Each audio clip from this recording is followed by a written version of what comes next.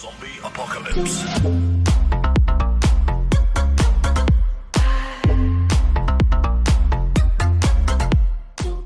Alright, what is going on, guys? It's Tazz here, and welcome back to the channel. Now today what I've got for you guys is my first impressions and review of the Call of Duty World War II Private Beta. And now right off the bat with this beta, right after my first game, I felt that this really was going to be the Call of Duty that could possibly revitalize my interest in the series. And now this is what I think a lot of people have been waiting for, sort of a back-to-basics Call of Duty with boots on the ground that can sort of bring everybody back to playing the current Call of Duty game. And well, our first taste of that boots on the ground, back-to-basics Call of Duty game is finally here. Well, at least for PS4 players. Sorry, Xbox, but I think you're next week, so get ready for that. But without further ado, guys, let's get into my thoughts and review on the World War II Private Beta. And like I mentioned quickly before, is pretty much right when I got into the game, right when I got into my first game. This is actually my first game that you're watching in the background. It just felt right to me, you know? It just sort of felt like this is the Call of Duty game that we wanted. This is the Call of Duty game that that could kind of bring back the Call of Duty series from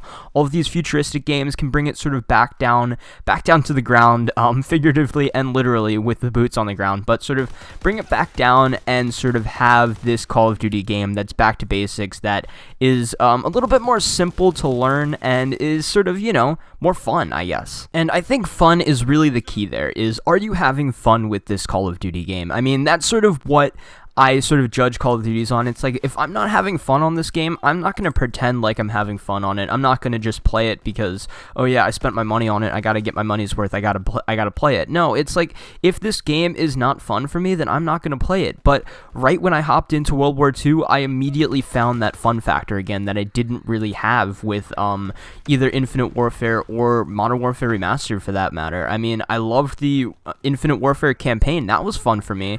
Zombies I had a little bit of fun with, but the multiplayer to me was just kind of boring. I don't know if anybody else felt that way, but Infinite Warfare's multiplayer was just kind of boring.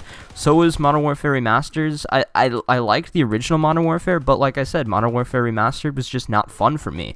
But World War II is. It is fun for me, and that's great. And because of that fun factor, I feel like this is going to be the year that Call of Duty makes its comeback. But now let's transition into talking about sort of the mechanics of the game and really how the game felt to play. Now, this game looks really good. It looks really good for a Call of Duty game, and it just feels really good. It's really smooth, and I mean, it just feels great to play, at least on the PS4. I don't know how it's going to perform on the other consoles, but this is just the normal PS4 that I'm playing on, not the PS4 Pro or anything, but it just looks really good, and it feels really smooth, and it just plays really smoothly. I don't know how else to explain it. It just plays really, it feels like it's really polished, at least for a beta. I mean, it just feels really polished at this state of the game. Feels a lot more polished than, like, say, Infinite Warfare. But, you know, I mean, it feels great. It feels smooth. It feels polished. And that's really all we can ask for. Now, another thing that I really enjoyed about this beta was sort of the sound design of it. It just sounded really, really good. And I mean, I haven't really even plugged in a good a good headset or anything. I just have been listening to the game through sort of my TV sounds. And even then, the sounds just sound really, really good. Like the gun sounds, the grenade sounds, the explosions.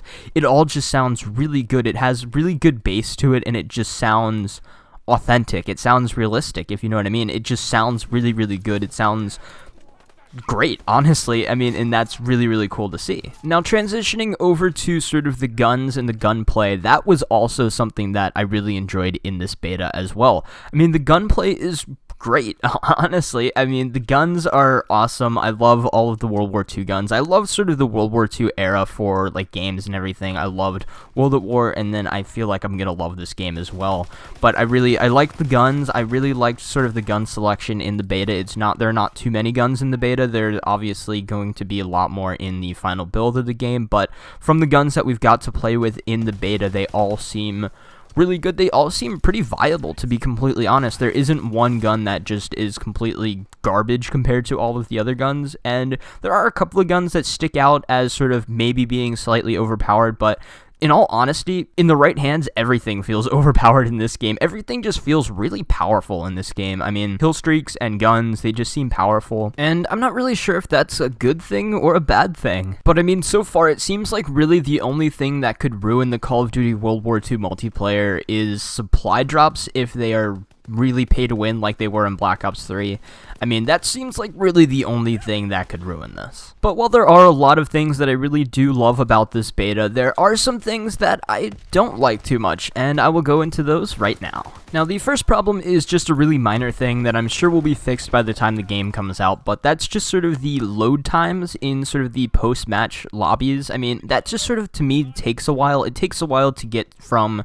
sort of the end-of-match scoreboard to the lobby, if you know what I mean. If you've played the beta, you know what I'm talking about with this, but it just sort of, to me, it feels like it takes a while to get from that end game screen, or the end game sort of lobby leaderboard, to the lobby, if you know what I mean. It just seems like it takes a while, but I'm sure they'll fix it by the time the actual game comes out. And the next problem I have is with the kill streaks, and it's not that they're not powerful enough or that they're too powerful, it's that I feel like they're too hard to earn. And now I've seen a couple of people talk about this, is it just feels like you're doing a lot and then you're not getting a lot in return as far as kill streaks go. I mean, it's 500 score to get a UAV, and that just seems like a lot. I mean, I just feel like they should either up the score that you get per kill or for doing certain things in the match, just sort of to make it go a little bit faster to get your kill streaks. I mean, I don't know if it's just that I'm bad at the game or that they just take a while to get, but if that's sort of how it's supposed to be, then that's how it is. But it just, in my opinion, I feel like it takes a little bit too long to get your kill streaks in this game. And then the last thing is that a couple of these maps just seem really hectic, and they don't really seem to flow as well as maps do in other games. Like, there's one map in particular that's pretty much the normal map that you would get in a normal Call of Duty game, and I think that's the map that I'm playing on. I think it's called Gibraltar.